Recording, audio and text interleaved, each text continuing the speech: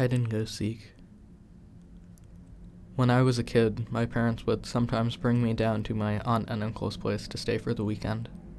Mainly, I'd spend the time playing with my two cousins, who were around the same age as me. They lived on a small farm with plenty of open space, and we could run around pretty much doing whatever we wanted. If we thought we could get away with it, the three of us would sometimes cross over to the neighboring farm about half a mile away. It had been abandoned for decades, with a scattering of derelict buildings and other structures still standing on the property, just begging to be explored. This was, of course, a gold mine for three adventurous young boys such as ourselves, especially after my cousins told me stories about how the place was haunted. It was a pretty classic fare. Man goes crazy, axe murders his entire family, hangs himself, returns every night as an angry spirit looking for new victims. Good, grisly stuff. Even at that age, I knew they were probably making it up, or at least embellishing old rumors. But seeing as the setting lent itself so well to such tales, I allowed myself to buy into it. One afternoon, we decided to play hide and seek. It was my turn to hide. I ran off for a flimsy brown barn that had living quarters on top, and climbed the stairs looking for a good spot. There was still furniture inside, musty and rotting, and personal belongings lay scattered across the floor. I maneuvered over broken dishes, tattered clothes, and crumbling books, eventually coming to a small bedroom with a closet. Jackpot. There were even long black dresses still hanging on the rod that I could hide behind. I stepped inside and managed to force shut the folding door. My only illumination was a slit of sunlight that shone through the crack in the door from a nearby window. I crouched down with knees tucked into chest and waited. Some time passed, and there was still no sign of my seekers. I waited some more, debating if and when I should give myself up. After nearly an hour, this was starting to get boring. My head drooped. I awoke with a jerk. It was pitch black. Drowsy and confused, I forgot for a minute where I was or what I had been doing. As it slowly came back to me, the realization that it was now night, and that I had been abandoned here, filled me with sinking dread in the pit of my stomach. I tried to get up, but a sudden cramp in my calf kept me grounded. I squirmed about, waiting for it to pass, when I heard the door slamming shut downstairs, and instantly froze.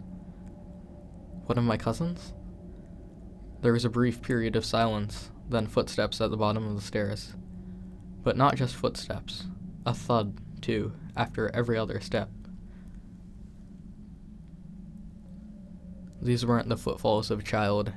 They were slow, heavy, deliberate. I held my breath, praying that they would go away. They did not. The noises continued to ascend.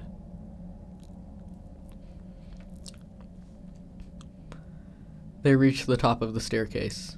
After another moment of silence, the walking resumed, this time along with a steady scraping sound, like something heavy being dragged across the floorboards.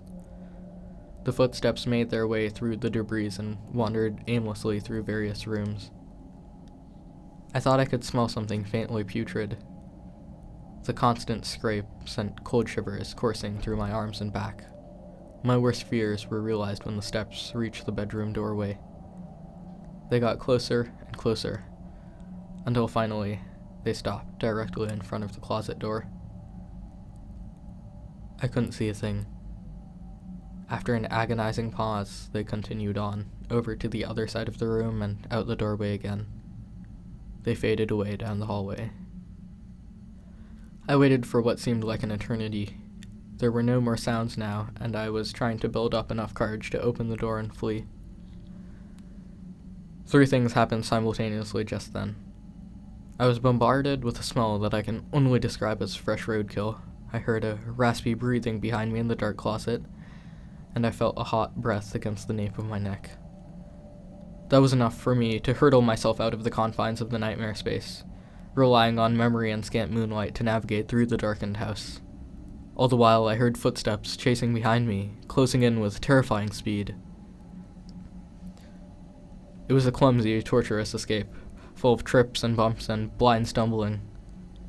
I never looked back, at least not until I'd burst out the front door and into the country night, and when I did turn around, I saw absolutely nothing.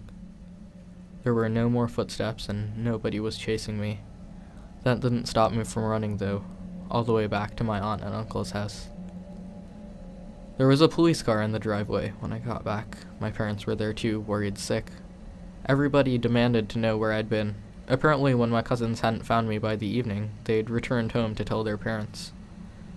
Eventually, the police were called in and informed me that they had already scoured every building on the farm. The insinuation that I was lying about my whereabouts didn't go unnoticed. None of it made any sense. It wasn't until years later that one of my cousins filled in a final piece of the story.